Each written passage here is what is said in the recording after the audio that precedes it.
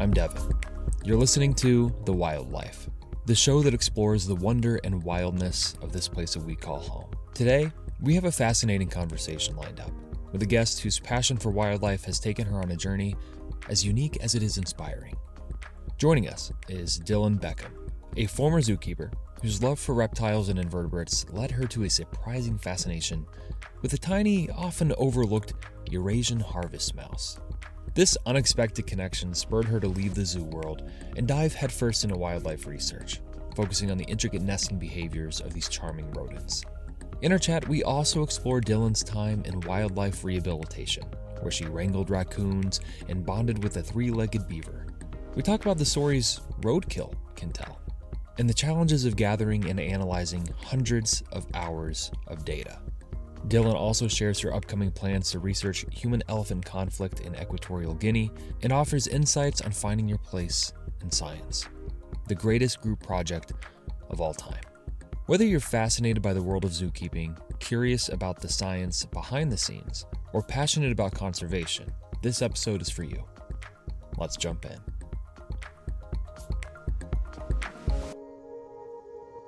Hi, I'm Dylan. My pronouns are she, her. Currently, I am a communications volunteer with the Mammal Society, and I'm going to be studying in September at the University of the West of England in Bristol. Zookeeping. So you are currently a zookeeper or were a zookeeper? We're a zookeeper, so I left that role at the end of January. Sure. Okay. Yes. So what kind of led you there? What got you into zookeeping and what led you away? I had a lot of experience in animal care from my degree prior to that. So it was kind of a natural succession to go into keeping. To be honest, it was the first job I got offered. I was applying for anything and everything animal related, and I got the role as a reptile keeper. I feel like reptiles get a mixed rep, where some people love them and some people are just like, keep them away from me. I don't have a lot of experience with reptiles. I had snakes before that, so it was the perfect job for me, really. They called it the reptile section, but actually it was incredibly varied. So pretty much any ectotherm species, so inverts, fish, and then harvest mice, genets, wallabies, emus. It was all kinds of animals. Really interesting. Wow. What was maybe your favorite to work with? It's really hard to quantify. I love caring for reptiles, but a lot of the species we had in our reptile house are very common pet species. So not very different to what I already had at home. Things like the genets and the emus, that was new, that was different. That was a really exciting challenge for me, and I had a lot to learn. And the harvest mice were just adorable. I loved every second of working with them. It was funny that you said it's called the reptile house, but it being mixed bag. Where we have a more local zoo, and it has the primate house, but so it is all primates with the exception of the sloths being there. And they didn't say anything about how they're actually Xenarthans, and I was like, but those are Xenarthans, they're not primates. I was like, what? We need a sign. Someone needs a sign, but is what it is. It's okay. It's okay. So you said, you've left zookeeping and you're going into research. What kind of led to that? Was it just kind of just feel like it was time? Research was always something that interested me more so than animal care. And I loved zookeeping, but I had the chance to do a research project investigating some of the behaviors of our harvest mice. And I loved that so much. As I was doing that, I knew it was the right decision. You said that you cared for a variety of animals, and you mentioned some of your favorites. What were some of the more challenging ones? The goats. Goats. They were. Now, I like goats. They're not my favorite animals, but these ones, I swear they were out to get me. The alpha goat, so to speak, he took a particular dislike to me. He figured out he had these massive horns, and instead of just nudging or trying to hit people with them, he could stab. He pushed me down a hill once. Oh, jeez. That's the goats were probably the most challenging animal I had to work with. There's something like misleadingly menacing about goats, I will say. Their pupils, the rectangular pupils, it freaks me out a bit, honestly. Thank you. for saying that. There's so like my wife really loves goats and she thinks they're great and stuff. And I'm like, they're cool. And like I understand why they have horizontal pupils. It's a really cool adaptation as a prey animal. Like it's awesome. It's cool. I like that they auto level. That's awesome. But don't look at me. So I appreciate that I'm not alone in that. So you mentioned that you've been a long time reptile fan. You cared for snakes and things like that, and then a moment ago you mentioned that it was the harvest mice that were the things that really captured your heart. It surprised me too. Yeah, what was it about working with them that was so captivating? You can't get away from the fact that they are incredibly cute. They're Yeah. tiny, and I know mice are small, but these guys, they weigh 8 to 9 grams maximum. Wow. They're absolutely fascinating animals. They have prehensile tails. Unlike most species of mice, they don't just climb, they spend a massive chunk of their life up in the tall grass off the ground. Oh. Huh. They weave very unique nests, and they're just so much fun to watch. They're very active. That's where all are they native? They're native to the UK. They're found across most of Europe and into parts of Asia. There's actually two species of harvest mice. You've got the European harvest mice, which do range slightly into Asia, and then there is actually an Asian species of harvest mouse as well. So I was working with the harvest mice in the zoo. I enjoyed it so much I ended up getting involved in our local harvest mouse project. The goal of that project is to go out and survey for these nests because the mice themselves are tiny, they're very elusive, you hardly ever see them in the wild. To find them, you have to go out and find their nests so that you can say definitively that there are harvest mice in a particular area. And I was noticing what I was learning about harvest mouse nesting habits and the work we were doing going out and finding nests, that there were a lot of differences between the current literature on harvest mouse nesting and what I was seeing with our mice in captivity and what other people who cared for harvest mice were seeing. So I wanted to examine some of those differences and I suppose see if it was a difference relating to the husbandry or if actually there is a lot more to their nesting behavior in the wild than we currently know. Because again, we never see these mice. There is no studies on their behavior in the wild. Sure, sure. So like seeing if something about being in captivity influences them to nest in one way compared to how they might nest in a different setting, in a wild setting. Yeah, and that's very hard to prove without the wild data to back it Yeah, up. But I was yeah, just interested to find out more and record it in a more official way than the anecdotal evidence that I have. yeah. No, that totally makes sense. I Animal behavior in particular is like a really big topic of interest for me, and I know how challenging that can be. Like, so sometimes you might, in captivity, you're observing an animal behavior. Is it influenced by being in captivity, or is this a natural behavior that they would exhibit in a wild setting? And then when you're observing them in a wild, like it gets so tricky to try to do and compare, and there's these different little influential factors and stuff that can play a role. I even saw something recently. It was something about how they were basically like making this 3D. They were able to use all these different cameras and other stuff, technology, where they were making all these different three-dimensional scans of the space inside of a barn to monitor the behavior of, maybe it was pigeons, it was some kind of bird, to see how they interacted and what their flight patterns and stuff were like. And I remember thinking to myself, okay, that's awesome. That's amazing to be able to track things at such a level of detail. But are they really just measuring how they would behave and fly around in a barn versus how they would behave and fly around in a natural setting? And then, what do you do with that, and how do you rectify that? So I totally understand that. Yeah. Unfortunately, there's a lot of variables that I just cannot control for with the setup we have. I had to fund it all Yeah. myself, so it is very limited Yeah. Yeah. in terms of Absolutely. that scope. And we just don't have the data on wild harvest mice to back it up. Hmm. I mean, what have you found so far? So my main area of interest was the fact that you see a lot of communal nesting in captive harvest mice. They will all pile in. I've seen as many as 16 or 17 sharing one nest. Wow. And harvest mice in captivity, they tend to we tend to provide them with nest boxes to nest in and hay as a nesting material, whereas in the wild they will weave their own nests out of living grass. And they were primarily using quite large nest boxes.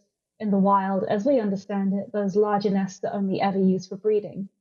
But there Sure. is what little anecdotal evidence we have from wild harvest mouse observations shows that they may well be using those breeding nests over winter as well. They might well be piling into them all at once.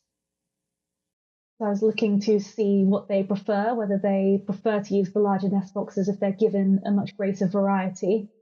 Wild harvest mice will also build smaller nests, solitary nests, but they seem to be quite rare. And it's thought that they're using those to nest in when they're not breeding, but we find so few of them. It seems unlikely to me that they're just using those. So I wanted to see if they actually did show a preference for those smaller nests when they're given those to use as well, and also see what their communal nesting behaviors are like, whether that variety will impact their social behaviors in general, all that kind of stuff. Is size the biggest reason that it's hard to find them in the wild, or is it a matter of habitat quality, predators, anything like that? They are definitely a prey species. The birds of prey in particular will hunt them, so they spend a lot of time hiding. They have quite a cyclical activity pattern, so they'll be very, very active for maybe 2 hours, and then they'll sleep and hide away for several hours, and they're reasonably nocturnal, although not completely. They are tiny, they're very good at hiding, and they spend a lot of time in the hedgerows. So you had an adventure in Canada, the whole thing with the wildlife rehab facility that you had mentioned. What were some of the highlights? You mentioned something about a raccoon. Oh, it was so many highlights. I spent 3 months out there, specifically because I developed this interest in harvest mice, and it was a facility that only cared for mammals. So I was very excited to get some more hands-on experience with mammals. The way it was set up was that animals would be assigned to interns. You'd have 2 or 3 interns who were doing all the care for that animal. So we really got to bond very closely with the animals there. One of my favorites was a 3-legged beaver. Her name was Captain. She was fantastic. I also got to hand raise baby mice, which, as you can imagine, was very, very special for me. I got to see them open their eyes, see how they developed, and then eventually release them. But it wasn't just animal care work we were doing there. We would also go out on rescues, and these were primarily for raccoons, as you said. So we'd just go to someone's garden, out into the city or into the town, find these ill or injured raccoons and catch them, get them into a crate, and bring them back. I actually lost a fingernail to a particularly angry raccoon. One intern went into a raccoon enclosure with their phone in their pocket. They left without the phone. The raccoons managed to steal it, dismantle the phone, and dunked it piece by piece into their water. Raccoon is not the same thing as completely dismantling a phone and dipping it in water and stuff. But I did have a raccoon steal my shake once, and that was a whole other thing. I was just at a park that had raccoons, and I was drinking a milkshake, and I set it down behind me, and I turned around and it was gone. And I'm like, Yeah, where'd that's my shake sneaky. go? Yeah, and I look up in the tree, and it was in the tree, mouth on the straw, like just looking right at me, drinking my shake. And They figured out how to use the straw. yeah, I took a That's picture and everything incredible. because I was like, no one's gonna believe me if I tell them this. Like, just absolutely nobody. But it was in the tree, drinking my drink like a little person, and just it had a smugness to it. But I do love them. I love Oh, raccoons they're a lot. so smart.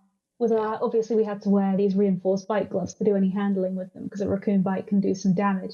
They always knew exactly where the holes were. If you had a hole in your bite glove, they would go for it. They knew. I had one that managed to actually unlock the door of its own cage. Really? We were in there. This was the day of their release. It was a group of, I think, about 7 raccoons in there, and it was me and one other intern. We had to round up, catch these raccoons, get them into the crate. So it was Mhm. us, just the 2 of us, about 6 o'clock in the morning, and 7 raccoons that we had to wrestle into the crate. One of them, it was hooked. The door was locked from the inside with just a hook. And so we were chasing these raccoons around, getting into the crates. One managed to somehow, we don't know how, unhook the door, and it got about half of its body through the gap before I had to jump on it and drag it back inside. They're like Jurassic Park. Have you seen? Okay, yeah. They're the more I think about it, raccoons are basically like the modern mammalian equivalent to the velociraptors on Jurassic Park. Oh, I They're can they're see that. they're clever. They're coordinated if they need to be. They can work out things surprisingly quickly. I mean, I'm stuck on that. Dismantling a phone and dipping it piece by. I mean, that's hilarious. I'm glad that wasn't me, but I can tell you I did not bring any technology into that enclosure after Yeah. hearing that story. It makes them so much fun to care for, though, because the enrichment and the stuff you can do Yeah. with that is so much Hmm. more interesting. Yeah. Well, and that's probably, such a part of why people butt heads with them so much is, there's a lot of like human wildlife interaction type things where it's like you just want to say like, okay, you're the human in this situation. Think, use the wonderful brain that humans have, and out clever this animal. Okay, that's like you don't have to kill it. You just got to out clever it. While raccoons are quite clever, and they're sometimes hard to out clever because you think you got them, and then boom, they've figured it out already, and you're like, oh, okay, well, it's like Wile E. Coyote and the Roadrunner. It's quite silly. Oh, we had a lot of people who would call. They had a raccoon in their house, perfectly healthy. They just could not figure out how to get rid of it. Yeah, Unfortunately, we didn't have the manpower to just go and be a removal service for people with wildlife in their house, but there yeah, were plenty of humane wildlife removal services that we could point them to. sure, But sure. coming from the UK, that is just very new to me because we don't have wildlife that will just come into your house like that. Yeah, I mean, I have a friend who asked to borrow my trail cam about a week ago because she's like, I think there's animals in my attic, and there were. I don't remember what it was for sure. It might have been a raccoon, actually. Now that I think about it, but anyway, so that was another one you mentioned. I don't know if you mentioned it a moment ago. A three-legged beaver. Yes, we called her the Yeah. captain, like a pirate captain, because she was missing her Ah, leg. But the best part was that wasn't why she was admitted. really? She first came in with just minor wounds that needed treating. She'd been missing the leg for quite some time before she was admitted, and she just Hmm. healed it, gotten used to living with three legs. I'd love to have known what her life story was like before she came to us. How did your time in Canada? How do you think that influenced your career path, your outlook on animals, conservation, that sort of thing? I mean, I'd say I came away from the experience with a lot more confidence. It was a fantastic experience personally, getting to work so hands on with the animals. It was so different from zoo work. And I suppose I was surprised when I got home at how much wildlife there is in Canada. And I mean, of course, it makes sense because there are so many large areas of wilderness where the wildlife can really thrive. We don't have that in the UK, but we also, the wild areas we do have are incredibly fragmented, just a small area. They say that the UK is one of the most nature depleted countries in the whole world. And I knew that, but I've never really been able to conceptualize it until I've seen Canada, seen what it was like there, and made that comparison. And it's just left me feeling even more determined that I want to do whatever I can to be a part of helping that.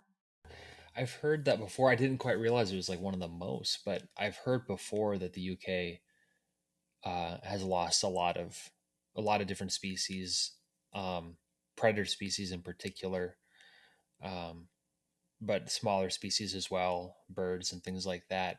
Because I'm in Minnesota in the U.S., which is near Canada. I mean, I'm a 4 hour drive maybe from Ontario.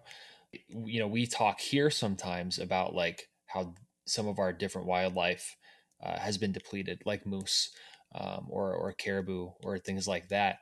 But yeah, I guess we're talking. It's kind of a different scale, a different sort of thing. I visited my friend in Connecticut for a week or so after I was done with my internship. And Mhm. one thing I noticed when we were just driving around was the amount of dead animals on the road. And obviously, that's really sad, but it Yeah, means there's a lot of animals just in and around the road, even in the more built up areas. The fact that we yeah, don't get that much roadkill in the UK, I think, is a good thing, but in reality, it's reflecting that we have a stark lack of wildlife. yeah, yeah. It that's an interesting observation. I've read recently. I've seen it's starting to become more of like a popular term, the windshield phenomena, and how I mean, I've even noticed last few years. I mean, yeah, like this year our mosquitoes are crazy bad. and the ticks have been pretty bad, and biting flies have been pretty bad. But outside of that, my windshield, when I get places, even if I drive across the country, it's clean. And I'm like, I don't remember it ever being like that, like in my younger years or as a child. And as you know, it's just been slowly depleting. And so some people are like, yay, we don't have a whole lot of bugs, or I don't have to clean my windshield. But what what is that an indicator of? And that's actually kind of concerning. That's scary. Yeah. So you, with your current projects and thinking about the future, so you have all of this data now on harvest mice. I mean, as someone who has had to dive into extensive data and stuff in the past, I know that can be quite daunting. I mean, what has it been like for you? So I'm not necessarily a scientist. I mean, I would like to be, that's where I'm going, but as it stands, I don't have that much of a scientific background. So I'm really grateful that the University of the West of England has offered to provide some support with the actual analysis. In terms of the data collection, sitting down and going through the footage, it's fun. It's interesting, especially to see what the mice are doing when I'm not there, because I set up a camera to run for 48 hours at a time in front of different tanks to get footage throughout the night as well as through the day. It's just an awful lot of staring at a screen because the mice aren't always doing anything because they tend to be very active and then very inactive. There's a lot of just looking at an empty enclosure. And I have to just sit there and keep watching because I don't know if they're going to come out at any point. And it's just a lot of footage. So in total, it was 48 hours of footage and 2 enclosures, so 48 per enclosure. But then realistically, because there are so many facets to the project, I'll be watching those 48 hours once to look at just how many mice are going in and out of each nest, and then watching that same footage again to record the mouse's social behaviors. And then maybe again to see which parts of the enclosure they're looking at. So then suddenly that 48 hours has become several hundred hours of footage. I feel that I don't even want to use the word pain. It is daunting and it can be quite exhausting, but it is also so rewarding. In my master's experience, I did some turtle research, and so much of that was just looking at trail cam pictures. Um, which you think, okay, well, trail cam, it's only taking pictures when there's movement. Well, based on the position of the camera, I mean, that was anytime that there was wind, that would cause movement in the plants or whatever. And so I'd go through thousands of pictures, like thousands, and there'd be two that had turtles, and or it's the same heron that is just landing on the platform over and over and over again, and never a turtle, or it's a dragonfly, or and so it's just like, oh. But then you get those little nuggets, you get those little moments where you're like, oh, wow, okay, that's actually pretty interesting. What's that about? And those moments are just so, they make it so worth it. I've Which tried I really mean, hard to keep the bigger picture in mind. yeah, yeah, and that is, I mean, that is really, I like talking about this because that really is kind of a more honest picture of what so much of science looks like. Um, People have this idea in their mind of either someone in a field doing something or someone in a lab in a white coat looking in a microscope. Um, you don't quite realize just how much of it sometimes is combing through footage or looking for little tiny moments that happen, or looking at pictures and that kind of thing. So much goes into the data analysis, not just the data collection. Um, Yeah, I haven't even been able to sit down and think about the analysis yet. yeah, yeah, absolutely. So there's the other thing, which is not related to harvest mice, something quite larger. And in relation to human wildlife conflicts, like we talked about a couple of minutes ago, you mentioned that you are going back to university in part to help with a research project working with human elephant conflicts in, was it Equatorial Guinea? Is that where? Yeah, yeah. Yeah, I won't be yeah, going to Equatorial Guinea, and much like your turtle project, it's going to be a lot of camera trap footage.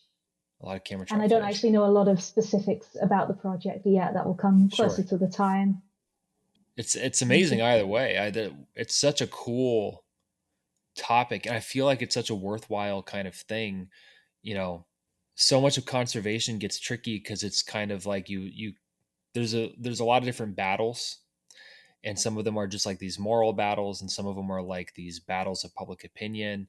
Um, and really, to do the best work in conservation, you have to include the human element. You can't protect elephants without protecting people and figuring out that dynamic. A lot of people, when I've mentioned my project, they assume, well, the elephants are just doing their thing and the people are at fault here, but that's not quite the case. And Yeah. the issue is particularly prevalent in the area we're focusing on. So I'll be doing my project with the Bristol Zoological Society, and Hmm. they have, oh, I've forgotten the name. They essentially have a research station set up in a national park in Equatorial Guinea. And the issue is there is a very healthy population of forest elephants within the national park, but the elephants don't know to stay in the national park. So they're crossing the park boundaries, and then the farmers on the outskirts of this national park are having real trouble with that. But it's Hmm. not their fault either. These are very, very poor people who cannot afford to just absorb the damage that the elephants can cause in a single night. And we need to be working with them and helping them because they just don't have the resources to cope with the issue. So it's not their fault. It's not the elephant's fault.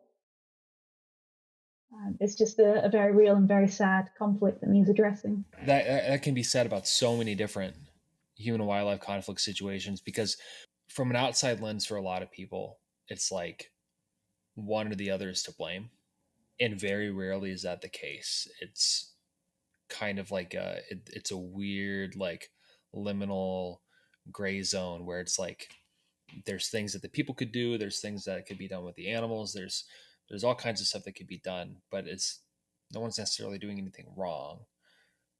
They're So just, in the bigger picture, yeah, it is anthropogenic causes that are pushing people into closer proximity with the elephants. But the yeah, farmers aren't doing that. That is a right, much bigger picture at all kinds of levels throughout Africa, that the expansion of human settlements yeah, forces us closer to these animals, yeah, which then causes an increase in conflict. yeah, But you're not going to solve that by just villainizing the victims of these conflict incidents. hmm, yeah, absolutely, absolutely. um for our listeners, this, I mean, they're the people in general who are listening are already, they're passionate about wildlife, they're interested in nature, uh, have careers in science, that sort of thing. But a lot of them are, enthusiasts and aspiring people. Uh, if you were to give them advice for how to get involved in wildlife research or conservation, or even to get involved in a career like zookeeping, what would you say? I think it's surprising the things you can do that you don't realize are going to contribute to getting a job in the field. I mean, I did a diploma in horticulture a long time ago that has come up in interviews. So take on as many opportunities as you can, even if you don't think they're directly relevant to what you're doing. Um, Working in wildlife rehab, the hands-on animal experience I got there is going to be incredibly useful. But at the same Hmm. time, don't feel like you have to say yes to anything and everything. You can be picky, but at the same time, the opportunities that you take on might help you in ways that you don't expect. And try to have fun Hmm. with it as well, because it's an incredible field to work in. There's a lot of really cool stuff that you can do, a lot of places that you can go. How can people, because this is a question I always get, how do I support it, how do I get involved, that kind of thing. How can everyday people support efforts like like this one with the elephants, working to resolve human wildlife conflicts, um, anything involving human and wildlife conflicts? Some of the issues, like the problems with the elephants in Equatorial Guinea, are very, very big. The average person is not necessarily going to be able to do a lot to directly help the project, but these places are always in need of funding, of course. Hmm. So fundraising is really important. Signing petitions, because again, a lot of it is so heavily linked to politics. But I think you really want to be involved in human wildlife conflicts. So much of it starts at home. Not so much in the Yeah. UK, but if you live in the US or in Canada, in bear country, being really aware of how you're storing your food, about putting the bins out, things like that. Here in the UK, not feeding the wildlife, not getting them dependent on people for food, things like that are all things that you can do to help address human wildlife conflict just in your area. In education, we have this saying that is every behavior has a function. And I'm just now realizing in this moment how much that applies to wildlife as well. And so if you want to, reduce conflicts and things, it's understanding, what is the function behind the behavior that I'm seeing? What is the reason? What is the purpose? What is the animal getting out of this? And if you can think about things from that lens rather than, wow, this pesky animal is ruining my garden, then yeah, you might have a little bit more luck in, number one, fixing the problem, and number two, coexisting, which is always a good thing. It's always the goal, coexistence, not just removing the animal altogether. Yeah. Thank you so much. I've enjoyed this, and I appreciate your time. With that, we wrap up today's conversation. I hope you all enjoyed hearing about her journey from zookeeper to wildlife researcher, her passion for the tiny yet mighty harvest mouse, and her commitment to helping solve some of the most pressing conservation issues of our time. From wrestling raccoons and bonding with three-legged beavers to tackling the complexities of human-elephant conflict, Dylan's story is a reminder that science is truly for everyone. Whether you're collecting data in the field or supporting research from afar, there is a place for you in this ongoing mission to understand and protect the natural world. Like we said earlier, science is the biggest group project of all time, and we all have a role to play. Before we go, I want to give a huge thank you to the incredible supporters who make this podcast possible. Kathy Cooksey, Stacy Shoemaker, John McKeeston, Kate Lampy, Carissa Robinson, Carrie Berg, Sarah and Mitchell Carlson, and Kara Bergman. Your support means the world, and I couldn't do this without you. Remember, science is not reserved for a select few. It's something that we can all be a part of, no matter where you are or what your background is. So keep asking questions, stay curious, and continue to find your role in this big project we call life. Thanks for tuning into The Wildlife, and peace out, rainbow trouts.